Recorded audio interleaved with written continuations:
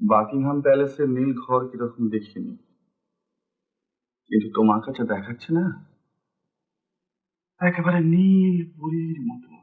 বাহ বাহ বাহ বাহ বাহ। সারাদিন এই ক্লান্তির পর আপনার কবিত্ব আসে। আসছে শান্তনা, আসছে, একেবারে জোয়ারের মতো আসছে। আমার ভীষণ ঘুম পেয়েছে।